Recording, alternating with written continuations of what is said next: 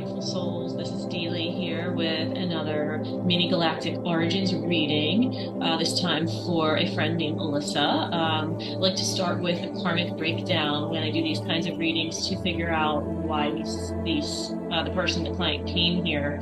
And for her, I'm getting that a lot of what she came to heal was part of collective energy. So some people come to heal a lot of karma from past lives on Earth or outside of Earth. Some people are coming here to heal a lot of bloodline or ancestral karma. And for her, I'm getting that a lot of her karma and what she's working on healing in this life is related to collective energy. So collective beliefs, collective things that have happened on Earth as a collective, but also outside of Earth, and some of the energies that are now filtering down into Earth due to galactic collectives, and us being here as a result of healing that galactic energy once and for all. So a lot of her energy is from the Earth and galactic collective she comes from. She still actually needs to work a little bit on some fears, limiting beliefs, and religious programming from these collective energies. So religious programming could be healing coming in because of the religion she was raised with here on Earth, or it could be because of past life religions that where she experienced something that was too strict or something traumatic as a result of being part of this religious structure that oftentimes brings with it limiting beliefs. There could also be fears about moving forward on the highest path for her soul because of these limiting belief systems.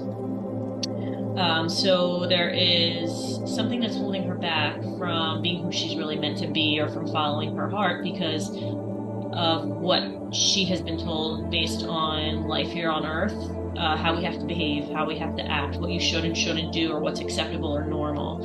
So it's important for her to work on these limiting belief patterns and try to step more into an authentic version of herself. I also like to tap into how many lives a soul has had on Earth.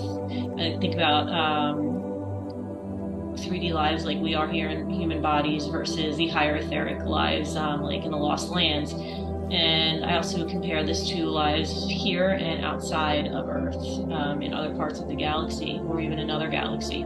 So for her, I'm getting that she is a very old soul on Earth, has had many lives here, but compared to out in the galaxy, her lives, she hasn't had as many there. So she's an old Earth soul, but a newer galactic soul. But still an old soul, if this is all making sense. So she started coming here even before the Lost Lands. So she was here pre-Lemuria, pre-dinosaur era. She was here pre-Lemuria, pre-humanity, pre-Lemuria, during Lemuria, during Atlantis. And I'm also getting some really significant lifetimes in ancient Mesopotamia when she was a 3D human. Some of the first humans as we know them today. So she spent many times there. So we're talking about an old Earth soul, yet still a galactic soul. So her first separation from Source happened when in Alpha Centauri. So Alpha Centauri, she was coming there when things were kind of already developing in the galaxy. You know, you had some ancient wars that happened. You had where man first started to separate from Source in 3D form, or what we would call humanoids. That was long before she came here. So she came here after, you know, ancient beings had already been here and were starting to branch out and create new colonies. And she came to Alpha Centauri. So I'm getting that the energy she really resonated with when she was here was elemental energy. So we might see that as fairies, pixies, mermaids, that kind of energy. I don't always see it like that. Sometimes it is, but sometimes it's more of a creative force or a natural force behind, you know, the elements, water, earth, air, etc. So I'm getting that she came in as this elemental energy. For her, I do get it's more connected to the elementals, fairies, that kind of energy. It was a higher etheric state. It can be one of these things where we could see that the second density or dimension as below 3D, but actually higher than 3D. So just because you're coming in as an energy connected to the elementals. It doesn't mean 3D is above that. Actually, some would say that 2D is more connected to source than 3D, where we start to separate into these beings with individual personalities, physical bodies, and an ego. So she's still this higher elemental being. And then while she was there, she actually started to step down into a humanoid existence, but I'm getting that it was some kind of 3D human animal creature. I mean, we can't really see this as we do Earth. We know these things aren't here in 3D physical form on Earth, but in other places it's possible. So she has this connection to the animal kingdom, but in a more human body too. So it is said about the Alpha Centaurians, they were coming here to Earth pre-humanity, just like I mentioned about her. I tapped in with that intuitively, and when I started looking at her astrology chart, so it's great to see the synchronicities. Some believe that the Alpha Centaurians were here pre-humanity, but then they went to the inner Earth colonies in the higher etheric states, and that they're still here today, but existing in inner Earth. So it's also said that they are really connected to technology, scientific discoveries, the physical world. They also work with crystals, and they're also very physically tuned into their bodies and being physically fit and working with science and technology that way to help that mind, body, soul existence be possible. So it is also believed that they are here working behind the scenes, helping our scientists here on Earth to make scientific discoveries to lead us in the direction of realizing that we actually come from the stars. Kind of like how a couple weeks ago, the scientists discovered the alien remains in Peru that says that, you know, there is something going on here. We are more than what we think we are. We have connections to the stars. So it is said that the Alpha Centaurian beings are the ones working behind the scenes here on Earth to make these things possible. They really want to work on dismantling old religious structures, making advances in science and technology, and again, working with our bodies and our physical fitness. They are not too far ahead of us, galactically speaking. So they aren't really an old ancient civilization that evolved long time ago, galactically speaking. They're younger, but more advanced than us. So they are really here to connect with us, as in a we have recently been there and done that kind of situation. So I'm getting that she has a guide from here, but it's also a higher version of herself, and it could be also considered a parallel life that you can tap into this lifetime right now if you wanted to. We connect to this planet, to this fixed star, to our Uranus placement, and Uranus is in the 29th degree. Uranus is in the 29th degree of Scorpio. Okay, Scorpio in the 10th house.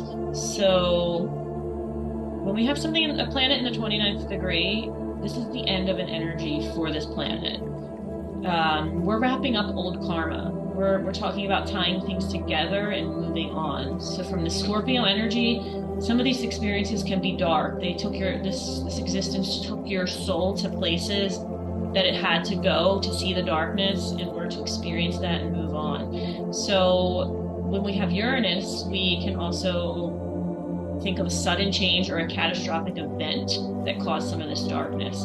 It's also said that from some sources that on Alpha Centauri or the planets around Alpha Centauri, there was catastrophic events that wiped out the planet, or people had to flee from there and go somewhere else. So she could be healing from karma based on experiencing this traumatic event, and now chose to reincarnate here now on Earth during a time where that's a possibility. I mean, we don't know where we're going right now, not to spread fear, but hopefully we're evolving out of into a higher way of being, and we're not going to blow up the planet. But with what's happening politically and in the world, people always think about that as a possibility, and we're hoping that she's here to heal during a time of chaos some old energies from experiencing that already on another planet.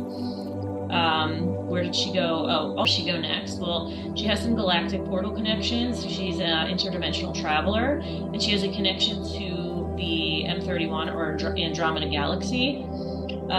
This existence is very different than our life here. So it is said to be the sister galaxy to the Milky Way. And the Milky Way embodies the divine masculine energy, whereas Andromeda is more of a feminine embodiment. So I've actually had clients who have experienced their past lives or in dream states or meditations of what it's like to be there. And I've had dreams myself about what it's like, and I've read about it.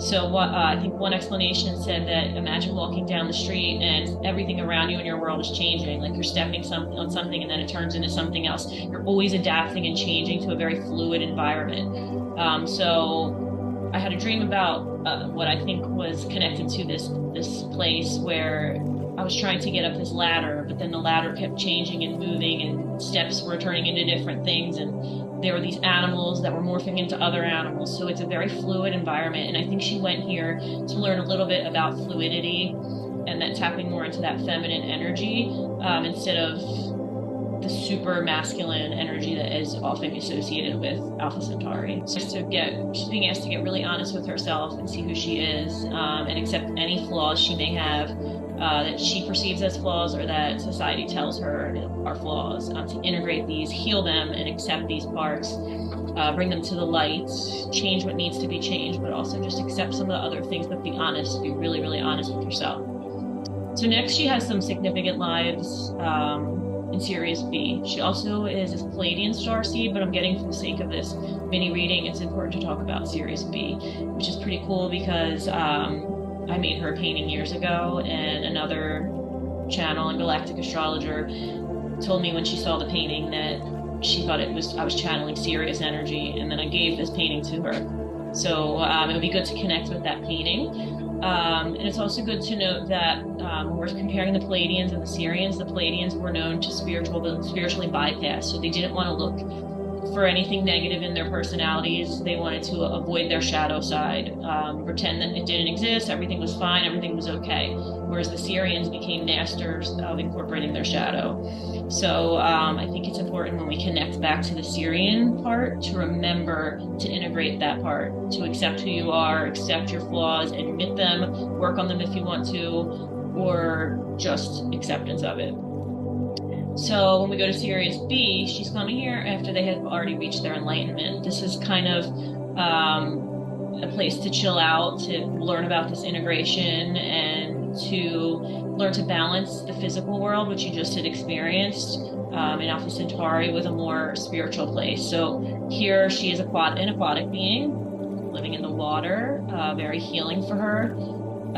This is about taking care of yourself, learning to nurture yourself. And I don't mean like, let me take a minute or a stop to go, have dinner and drinks with friends, or go run to the mall and go shopping, or get a massage. It's more of like, what can you do to really spiritually heal yourself? It's deeper than just, going to the nail salon to get a manicure. So what can you really, really do to do this? Getting that while she was there, she worked in healing arts. She took a more holistic or holographic approach to healing and integrated all parts of herself and helped others do the same thing. So here on Earth, you go see a medical doctor, they say, oh, this hurts, I'm going to diagnose this physical ailment as in this part of the body with medication or even physical therapy, but I'm not going to look at what's happening emotionally or spiritually. So that's the opposite of what she was doing there. She was more of a holistic, spiritual, emotional, physical healer, kind of bringing together the physical realms of Alpha Centauri with the higher spiritual dimensions and emotional healing that we often associate with water. So this might be a harder energy to tap into because it is that of the opposition. So this is something she has to work on at acquiring in this lifetime to bring these parts back together and find a more healing and holistic approach to living.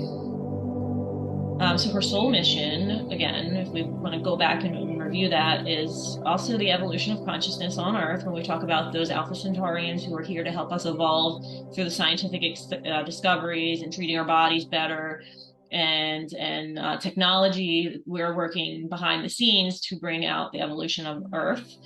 She's also here to heal collective karma from traumatic events and limiting beliefs on other planets, and to return to a place of balance by learning to take care of herself in a more holistic way.